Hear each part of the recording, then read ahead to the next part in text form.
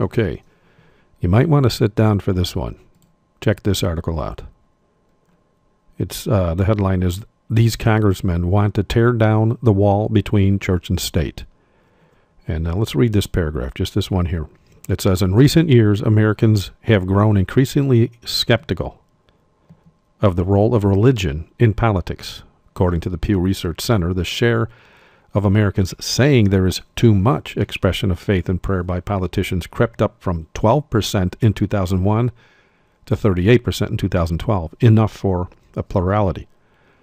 Most now say that churches should keep out of political matters, and a majority agree that religious conservatives have too much control over the GOP, which is obvious. So, now, those of us that are students of prophecy, we know that in order to enforce the mark of the beast, they're going to need the ability to pass religious law in D.C. This reality, by the way, flies in the face of scoffers that claim Sunday laws or religious laws are impossible, and the mark of the beast is actually a tattoo or a chip implant. But, again, students of prophecy have been stating all along that the mark will be a religious law.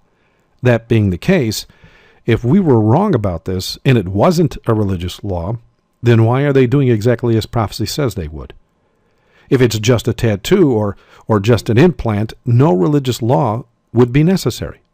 But if it's like the Bible predicts, wherein the beast in Rome will demand religious obedience or worship, as Scripture defines it, then our congressmen will have to join forces with Rome in pushing forward with a joining of church and state, or creating an image of the beast, rather than allowing for the biblical standard of separation of church and state.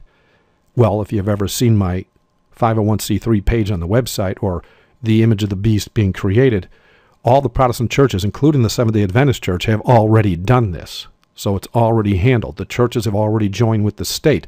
But now the congressmen, now that they know all the churches have done this, are jumping forward. And you might want to take a look at this. Look at this chart. It's pretty neat the way they get it all set up to where you can check and see which congressman is for this and which ones are against this. The legend here shows the darker the color, the more opposition the congressman will push in order to keep a separation of church and state, as the Bible dictates. It says here with the legend, higher scores indicate more support for church and state separation. Look at the chart.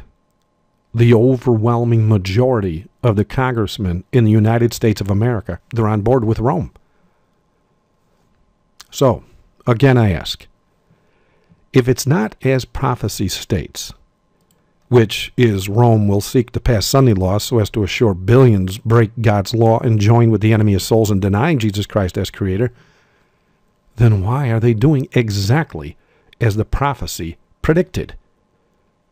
The leaders in the nation are joining with the church, or demanding a joining of the church.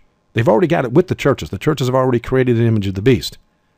If you want some information on that, just go to remnantofgod.org, go to the prophecy section, go to prophecy of today, go down to 501c3. As of March 7, 2006, if your church has a 501c3, your pastor in your church or ministry is considered an official government agent with the ability to lobby law. So you might want to check out this page or the video. It's actually on video now too. So, to further confirm this as fact, I have a few quotes here you might want to take a look at for those that don't think Sunday laws are in the future. Look what the Vatican says here. All right. This first quote says, of course, the Catholic Church claims that the change of Saturday Sabbath to Sunday Sabbath was her act, and the act is a mark of her ecclesiastical authority in religious things. All right. And then here it says Sunday is our mark of authority. The church is above the Bible, and this transference of Sabbath observance is proof of that fact. Now, why would they say they're above the Bible? Well, look around. The overwhelming majority of the Protestants out there that claim to be Bible thumpers, if you will, keep Sunday holy. And so the Vatican, who are the ones that actually changed the Sabbath from Saturday to Sunday, and they even state as such in their book, Rome's Challenge to Protestants, they admit it. They even admit there isn't a single Bible verse from Genesis to Revelation that says the Sabbath was changed by God. They say it's by their own authority. And that's why they say they are above the Bible, because all the Protestant churches are doing what Rome says and not what their own Bibles say. Now, check this out. Pope John Paul II, soon to be canonized as a saint, stated this in 1998 in his Dies Domini. He said, Christians will naturally strive to ensure that civil legislation respects their duty to keep Sunday holy. And you might want to go to this section on the Words of a Beast page. This, by the way, this page here is my Mark of the Beast page. It's in the warning section of the website and the prophecy section too, as is the Words of the Beast page. It's in the prophecy section as well as the Antichrist section. But notice these statements from the Vatican. It says, this organization proposes in every possible way to aid in preserving Sunday as a civil institution. Our national security requires the active support of all good citizens in the maintenance of our American Sabbath. Sunday laws must be enforced. And they said that back in 1913, even before the wound was being healed.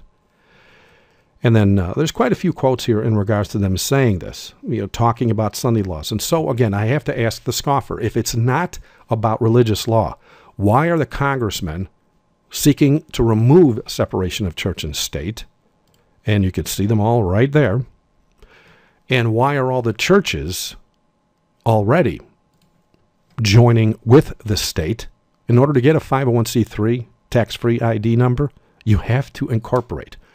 And to incorporate means to join your ministry or your church with the state of origin. The Vatican is a church and state. It's not just the Roman Catholic Church. It's also a sovereign state called Vatican City. And so the Protestant churches were prophesied to actually create an image to that beast. And then the image would be given life. And that happened March 7th, 2006, when they got the ability to lobby law. Are you in a church that has a 501c3? You're in Babylon. It's just that simple. I hope and pray you're blessed by what was shared here. And please share it with as many as possible. Thank you for watching. God bless.